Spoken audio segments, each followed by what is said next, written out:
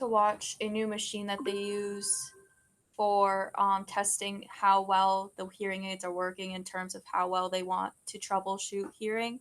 So they would have you listen to a story that has a lot of the phonemes and all of the syllables that we say in like a normal conversation.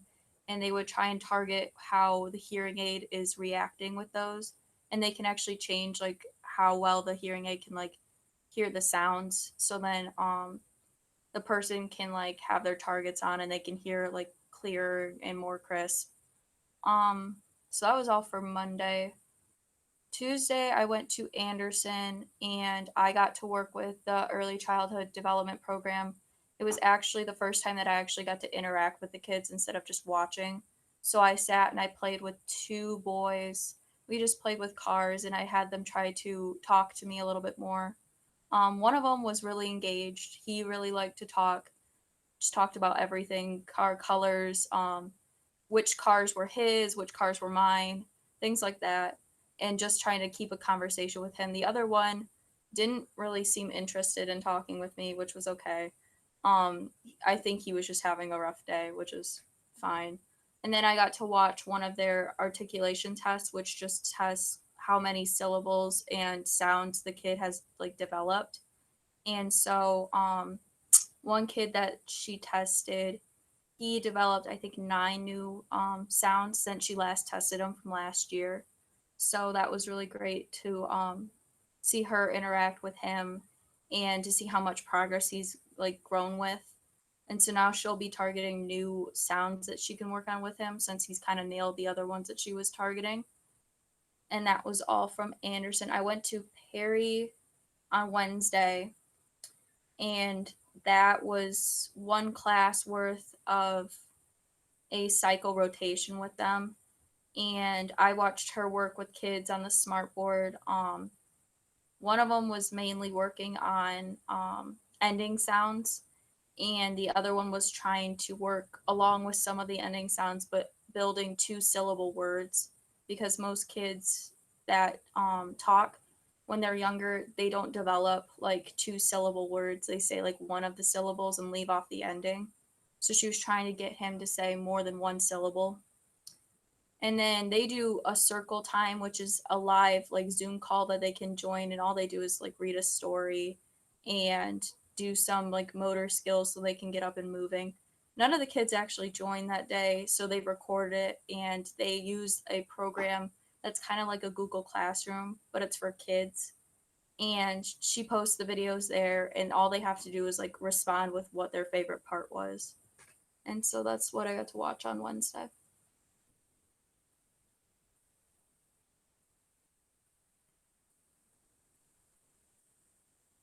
And Thursday I didn't have anything, and now I'm here. So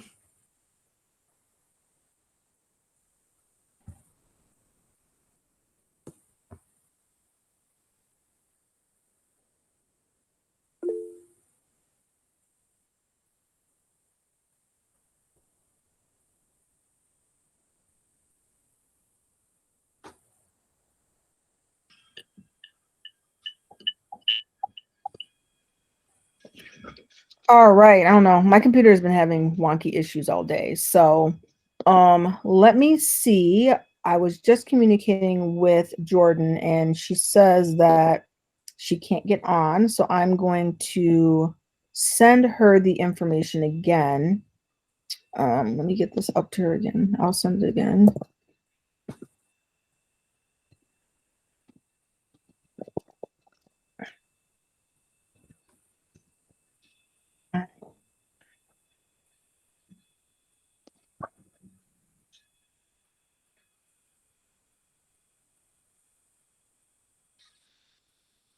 All right, I'm trying to text her.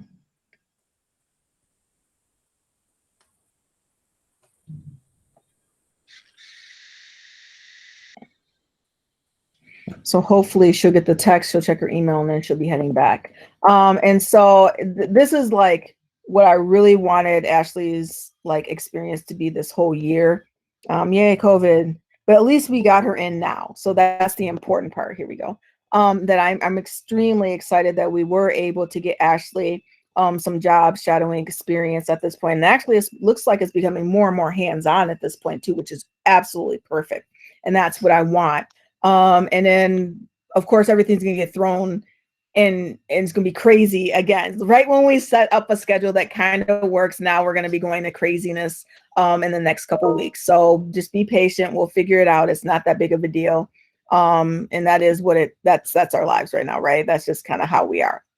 And so I would like to go ahead and say hello to Ms. Brown over here. She is going to be our guest speaker today and is going to be talking to you guys about the volunteer opportunities that are available at Hurley.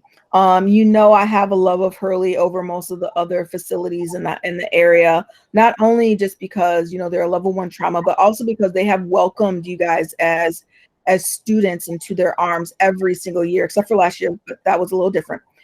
They understand that to foster that passion that you guys have as students, it needs to start now. I don't want you guys to have to wait till you're 21 years old to volunteer. So I'm very happy that we're able to do that with her. So, okay. All right, so here we go. I'm going to go ahead and turn the mic over to Ms. Brown right now, and she is going to give you guys a bunch of information. So write down some really great questions, please, as she's going through. I know a lot of you guys have questions, and I also know that everybody in this class particular is able to volunteer because of how old you guys are. All right, go ahead, Jordan. Perfect. Hi, guys. So, like said, I am Jordan. I'm the Director of Volunteer and Community Engagement here at the Hurley Foundation. So when you volunteer at Hurley, my goal is to make sure that this is kind of a pre-professional program for you. I don't want you to sit in some lame volunteer job doing something that's not going to be beneficial to you. So I have a myriad of different opportunities throughout the hospital, and the thing that we are kind of tackling right now is we are living in our pandemic world. So the opportunities kind of vary day to day. We open up opportunities, we close opportunities based on what's going on in the hospital, what's in the organization. So if you were here today, you would see the vaccine clinic is happening because we are vaccinating not only our employees, but sorry, my window is open if that's loud for you guys, but their family members as well over the age of 50. So we are following the CDC guidelines. So right now I have about 6 volunteers over there helping out the vaccine clinic. And I can tell you it's quite strange to see so many people in the hospital again, because for the last almost a year, I've been here by myself in the foundation and representing this group, while the rest of the hospital has been working quite adamantly to help fight against this pandemic. So it's been kind of a weird place. Volunteer services never actually closed fully, which is something I'm really proud of. I actually got calls from all over the country asking how we kept it open, how we reopened it in June when we opened up a lot of the other service areas. So I'm going to shut my window first because it's getting loud over here, and then I'm going to continue. Sorry about that, guys. My office is like 1,000 degrees. They have us on radiator heat in this old building, and if I don't have the window open, I just sit here and melt. But so I'm going to go through kind of the requirements of volunteering here at Hurley, just so we can get the boring stuff out of the way. And then I'm going to talk about all the different service areas that you can do once you're in the organization. So I'm not going to share my PowerPoint with you just because it's not fun, and I'm sure you guys look at those all day now. But the cool thing about the medical center is our mission is service oriented. So our mission is clinical excellence and service to people. And as volunteers, that's what your job is you're serving, which is really cool. But the nice thing about our organization is our employees volunteer all the time. You'll see us at CRIM, you'll see us at Kettering, you'll see us at Flint City Bucks games. We volunteer everywhere, and I think that this is a very service-oriented culture around here. And I think when you volunteer for an organization like that, you're more appreciated than in some other organizations.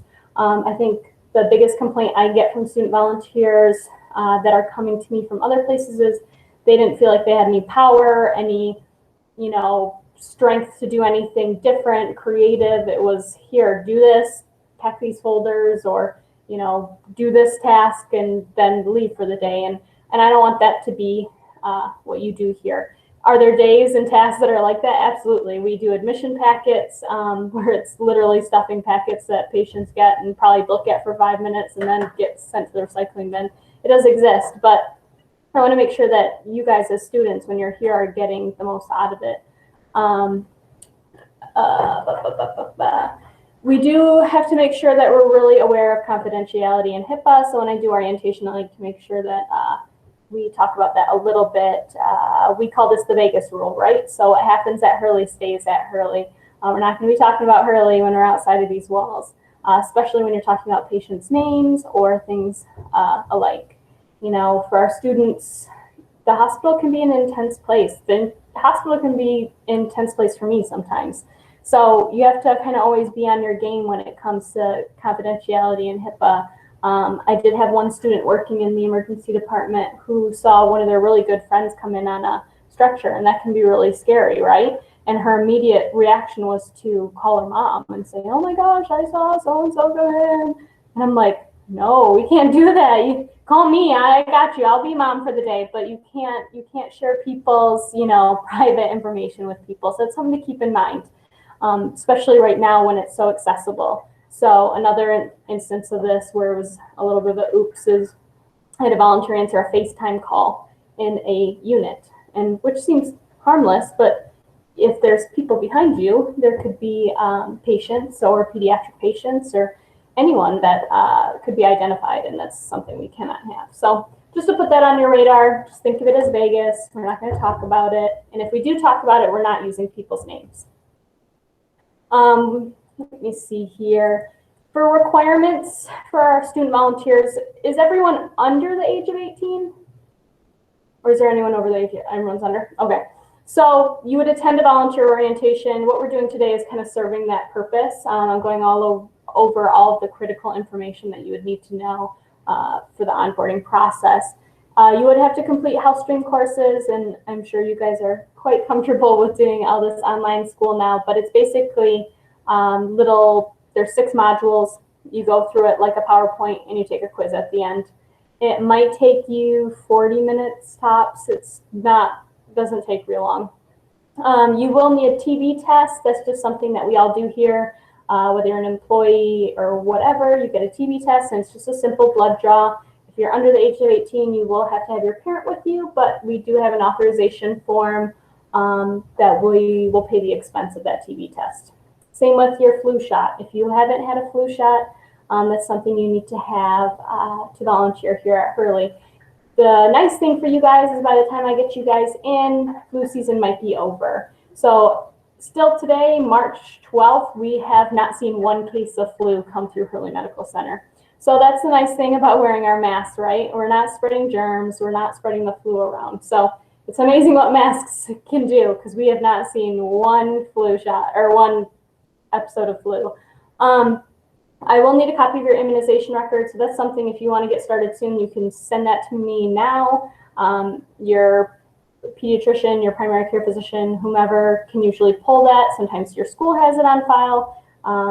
Even if you go to an urgent care, usually they can look it up on McNair for you. So that's one thing that you can do today if you are really excited to get started. We do require, the reason I asked for that immunization record is because I do require MMR and varicella, which all of you most likely have. An eligibility slip, I will provide you guys this document that I will have someone fill out for you, whether it's your teacher, your counselor, or principal. Anyone can fill this out on your behalf. Basically, it's speaking to your character. And then I will need a worker's permit. So I know that you guys are all home right now, so this might be a little bit difficult, but there is a yellow form that we use that comes back and forth between us. So the school fills out the top, I fill out the middle, then the school fills out the bottom. It's this really fun game we like to play, and then you get a copy and I get a copy. So this is that's kind of the final requirement. I do have one liability waiver that everyone's parents have to sign. Again, this is just something that basically states that if you slip and fall or you hurt yourself while you're here at Hurley, we're going to take care of you. All right. So health streams I've talked about. All that login information is so easy. So I'm just going to send you the instructions and save you the few minutes talking about it. But basically in those health streams, we go over the confidentiality and HIPAA again. We talk about diversity. We talk about compliance issues, the safety codes. So if you're sitting here, like I am in my office, if you're on a unit or in someone else's office helping out, wherever you are in this organization, if you hear a code silver, I need you to know what to do.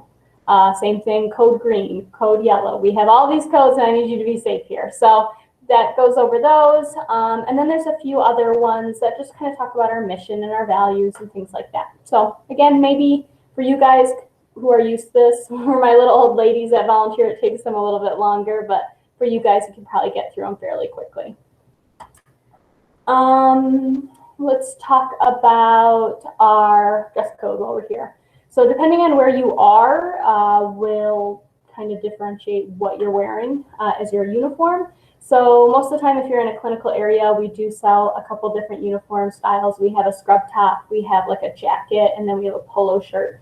And all of those, if you're under 18, will say student, just so that our staff knows that you are under the age of 18.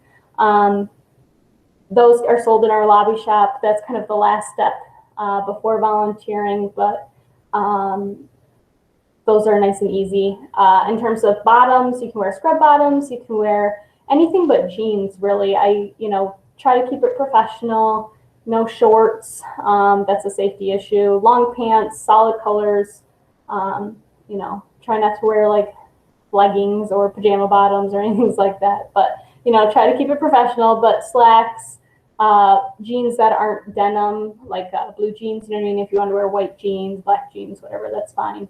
And then if you're in a area such as, I have volunteers and interns that work for me over here in the foundation, business casual is fine. So we kind of vary based on where you are, and if you have a question about that, we'll definitely clear that up before you get started.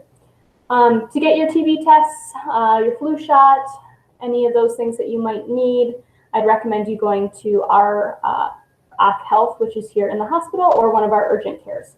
So I will share all of that information with you, but the one here on campus is open 10 to 10, 7 days a week.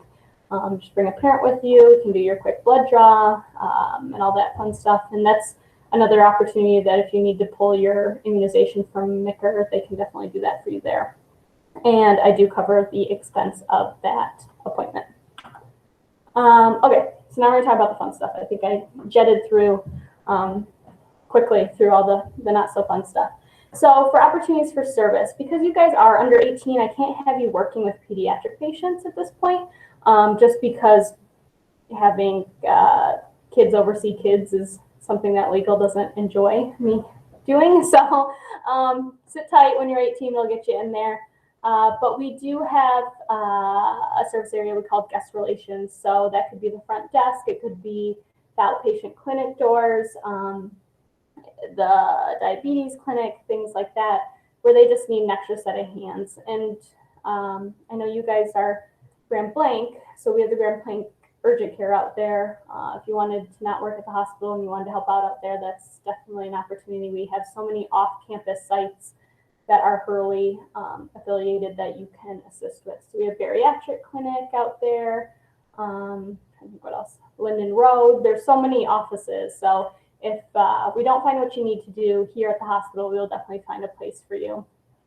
We do have our hospital elder life program, which we call the HELP program. So that is really hands-on experience, which is really cool for those of you who do want to go into some sort of nursing, physicians, PA type program, MA. This is a program where we're visiting patients over the age of 65 and doing a series of interventions. So these interventions could include maybe playing a game of chess or checkers with them. It could be opening their food so that they can eat for the day. It might be, hey, George, can you hear me? Because I don't know, you seem like you're not responding. Do you need some new batteries for your hearing aids? And he's like, yeah, I do. Like, these are the things that, our elderly patients get forgotten about a little bit because we think of pediatric patients, their parents are there with them, right? But when you're older, you kind of have the same needs as your pediatric patients. You know, someone needs to help you and things aren't as easy. Your sleep routine is getting messed up, being woken up every 4 hours to get your vitals. So this is a nice program for us to kind of take care of our elderly patients so that they don't go into hospital delirium. I think it takes, 48 hours in the hospital for someone over the age of, I think, 78 to really get their systems messed up. Their clock gets messed up because of being woken up all the time, and it puts them into this hospital delirium, we call it, where they're just disoriented and confused, and it's hard. So this is something that we've implemented to kind of assist with that. And the cool thing about it for you guys is it's real hands-on patient care experience. And this is the stuff that nurses don't necessarily have time to do, but spend their time doing. So if you're able to help out with that, then you're doing, you know, a real patient care experience volunteer position.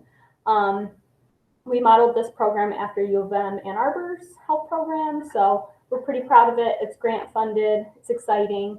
We also have the lobby shopping goodie cart. So for those of you who are like me and really wanted to work in healthcare, but maybe aren't super excited to be with sick patients, or maybe blood freaks you out, or all the tubes and noises and the smells freak you out, that's okay, because we have plenty of other areas for you to volunteer. So the lobby shop is something cool because you can do it in the evenings, you can do it on the weekends.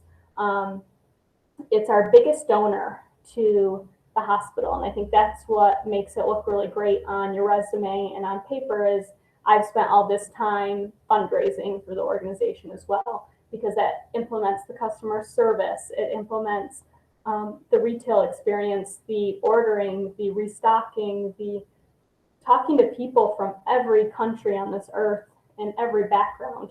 You're talking to our patients and their visitors, and you're dealing with people who are stressed and emotionally drained, or they're having a really hard time, or they're sad. I mean, we have one little girl, she's 2, and she's at the very end of her chemo. And every Wednesday when she comes in for chemo, she stops at the lobby shop. We open 10 minutes early so she can get her free sucker, and then she leaves for the day. So it's these experiences, these stories, these things where they're like touch points and life change points. And this is what I don't want you guys to write off the lobby shop, because I feel like it's one of the coolest areas to really help out in. You're talking to doctors, you're talking to PAs, you're talking to nurses more than anybody. You're talking to patients, visitors, these kids, it's everything. So don't write that off. We also have a goodie cart that you can take around the hospital. That's fun because you can kind of see best of both worlds. So you get to interact with them, but also provide a service that, you know, people really need when they're stressed and can't leave their floor. We also have office help. So things, you know, there's so many different office departments that we supply volunteers to. Patient relations, the medical staff office. We do the diabetes clinic, the diabetes pregnancy clinic, bariatric clinic. So if there's something that you are really into or interested in, special passion, speech pathology, these are all offices where they might need extra help. If you are fluent in another language, the language services department might be interesting to you. There's so much here that I think people think about the hospital and they think of doctors and nurses, and there's so much more that makes this operation tick. We also have the surgical lounge, and the surgical lounge, it would probably be easier for you guys to help out in the summer because it is 5 days a week. So during the normal kind of school day hours, it runs from 8 a.m. to about 4 o'clock p.m. and there's a morning shift and afternoon shift. And the cool thing about that one is you're kind of the liaison between patients' families and the surgical team as people go in and out of the OR. So you work with the pre-op team to get, there's points for the families in the lounge, and then there's points where you send them back to pre-op so that they can say, a goodbye to their family member before they go into surgery, or maybe the person's going under, so you need them to come back to the lounge so that the medical team can do their job. You're giving them updates as they go through surgery. You are calling back because, you know, I worked up there right when COVID hit and everything shut down, and I wasn't sure what my parameters with volunteers are, but that is such a mission critical area. I volunteered there for about a week and just did my normal day-to-day job in the computers in there, and it was wild at how, I mean, some kids are there getting tubes in their ears. Other people are in there because their family member got in a tragic car accident, and they're sitting there looking at you, just waiting for you to tell them what's happening next. So if you don't like stressful situations, that might not be the best place for you. But if that's somewhere where you thrive, because I'm kind of one of those people that I like chaos, I like excitement, I thrive in that. Perfect place for you. Some days it's dead quiet. I mean, they're just little families coming out and getting tubes in their ears and on the way they go. But some days it's kind of exciting up there. And the cool thing about that is the interaction piece with the medical staff. And it kind of is, you get that lobby shop feel too, where you are doing customer service, you're changing people's days, and you're making a big influence on patient experience. That's kind of the areas that we have open right now.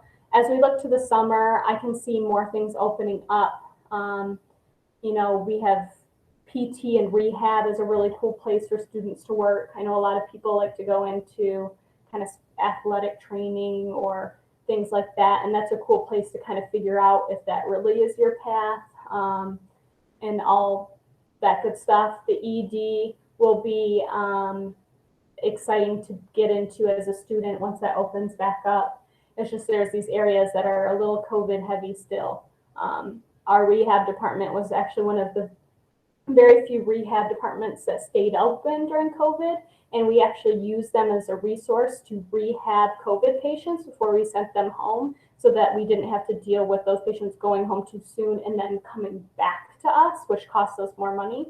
So they used our rehab department as kind of a model for a lot of these hospitals that, you know, people were so eager to get COVID patients out because they had recovered, and we got to get more of these COVID patients in, and we need, you know, people off these things. And our rehab department really stepped up and made sure that those people were okay to get home, because we didn't want them having to come back because they, you know, still didn't have very good breath support and tripped and fell, and then now they have another issue that we have to deal with and things like that. So again, these are other areas that you could help out in the future. I don't see them being too far away. I would say we're probably about 60% open, and I expect a full opening by the fall. There's also kind of other perks of the job. I know you get that feel-good feeling that you get from volunteering is one of the main perks, as well as really good resume building. But you do get meal vouchers every time you're here on campus. We feed you for every 4-hour shift you take.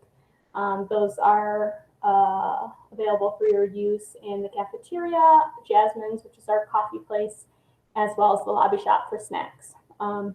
You do receive a discount of 15% in the lobby shop, which is nice.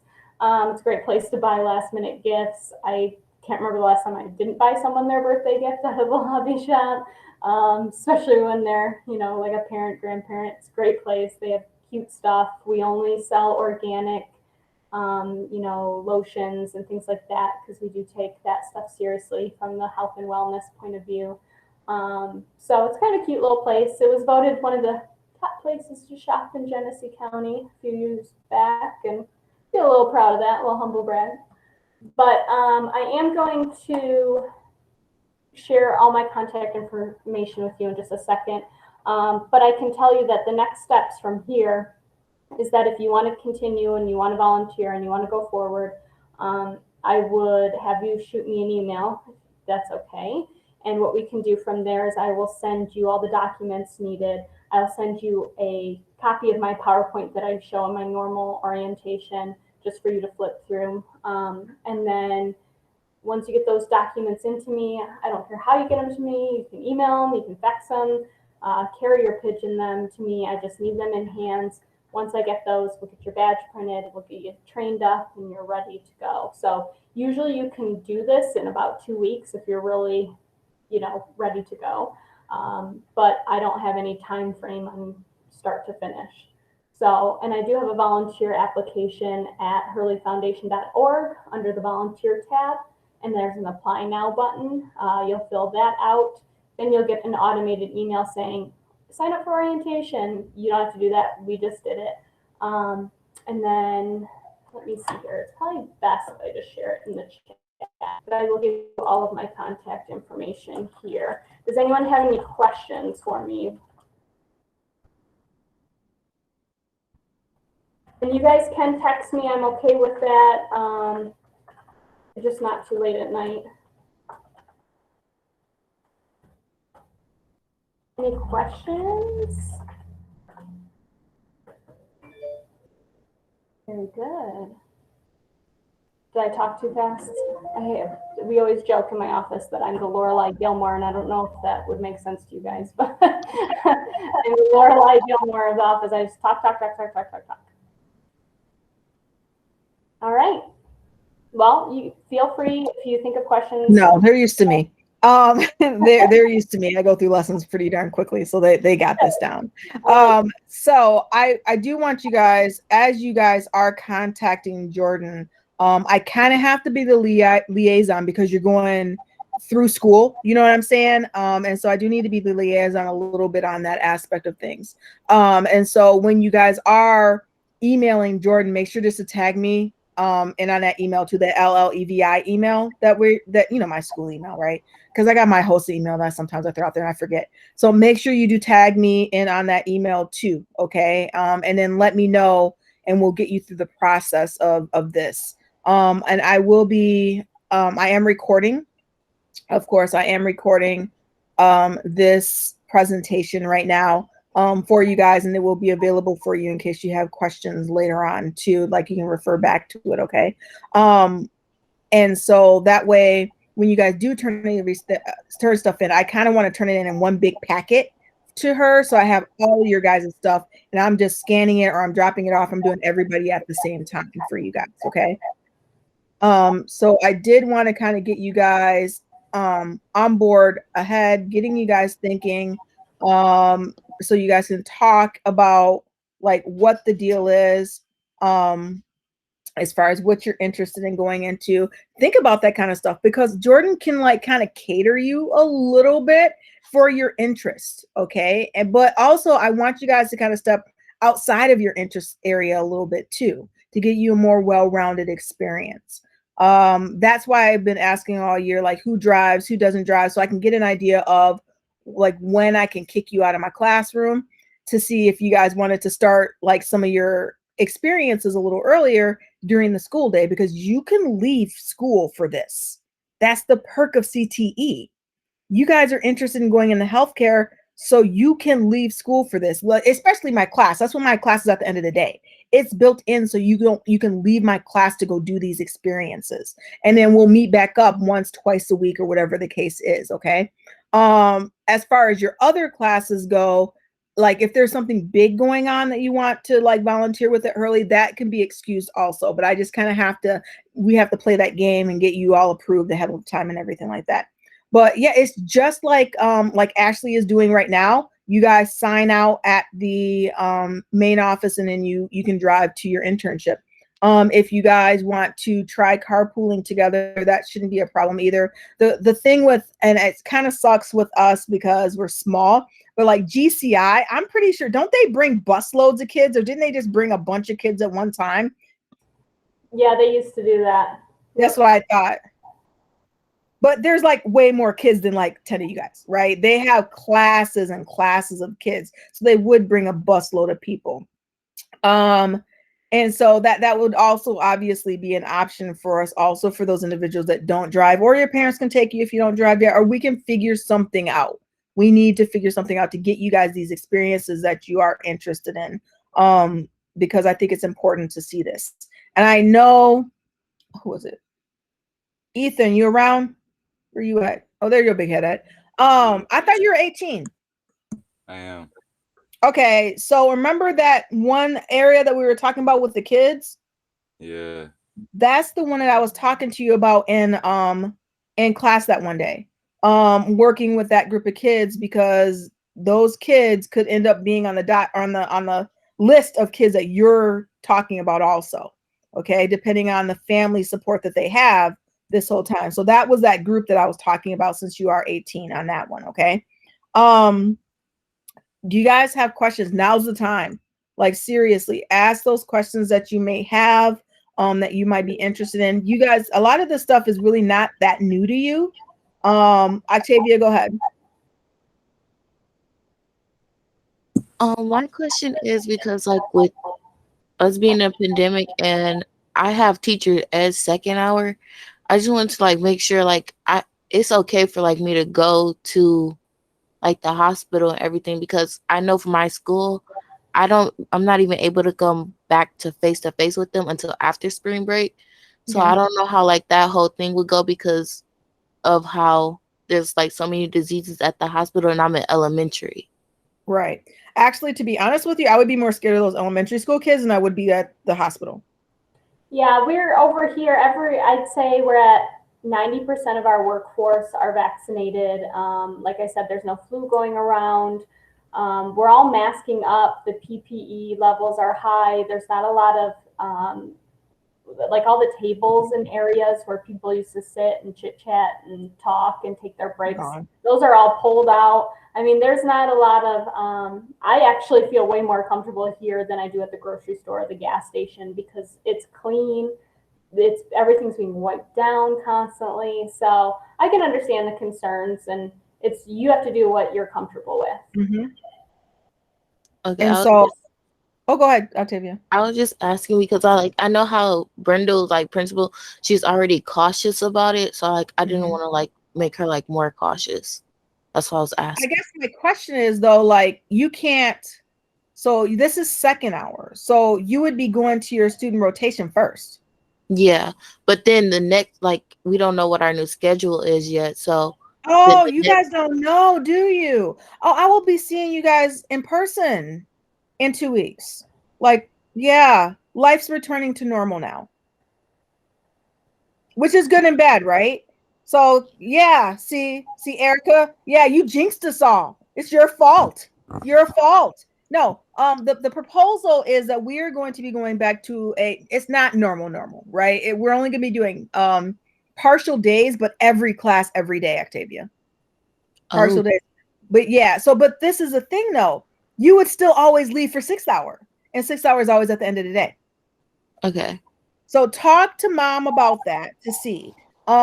Because to me, this would be no different than who in here has a job right now that they go to after school, or who in here has a sport that they do after school. It's no different, you guys. Honestly, think about it. You're at work or you're at a job. Some of us are doing nothing. I mean, some of us are. And so, like, to me, going to this facility would be no different than going to a job or to another volunteer opportunity or to a sport after school. And I was at Hurley. Remember when I was having all that heart stuff done in December?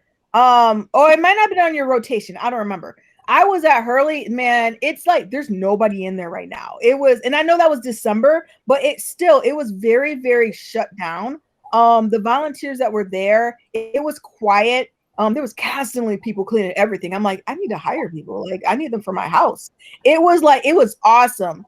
And it was very different than what I'm used to, the hustle and bustle of Hurley usually, which I love that aspect of Hurley too. Remember when none of y'all remember, because none of y'all went to Hurley last year. So the 3 people that were my students before, remember when we went to Hurley? And how it was like busy and fun and bright. Like, it's like that still, but there's way less people. So Octavia, I would just say talk to moms first, because I think she's gonna be the one that ixnays anything. And then as far as the school goes, if there is concerns, what I can do is obviously I'll talk to Miss Avery, because we talking every day anyway, right? And then I'll talk to her about this, because this internship site should be absolutely no different than you going to work or you going someplace. And because it's second hour, you'll be seeing those kids first. So okay. Any other questions about this? Go ahead. Erica, go.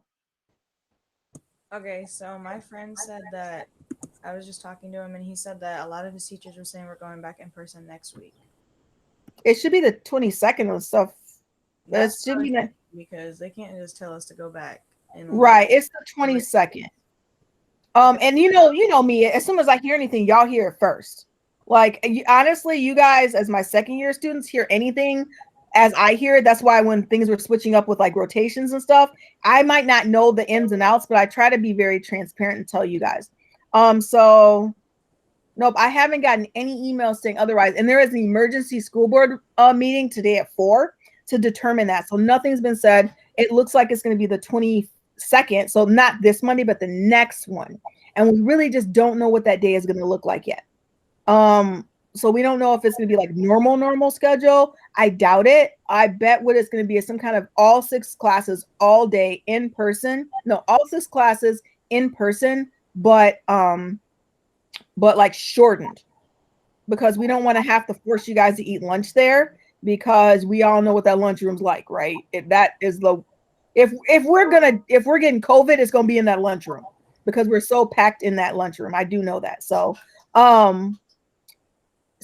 when I know, I'll let you guys know. Even if it's just an inkling, that's what I know. You guys know at this point too. Sometimes y'all know before me. Okay. What other questions do you guys have for Jordan? Is it A through K or like A through? Oh, like you guys actually get to hang out in person. That's good. Please don't kill me. And one last thing. This is really off topic, but since Yusuf just said about like recording and then posting this or whatever, can you also post the other recordings that you have been recording? Yes. Okay. Some of them didn't come through, so I have to go through my Google Drive to find them. But with the ones about the the knee and the ankle and stuff. Yeah, let me see if I got those. And if I don't have them, I'll just redo them this weekend for you guys. Or I'll find the ones that I had from last school year and I'll post those ones instead. Okay. Any other questions?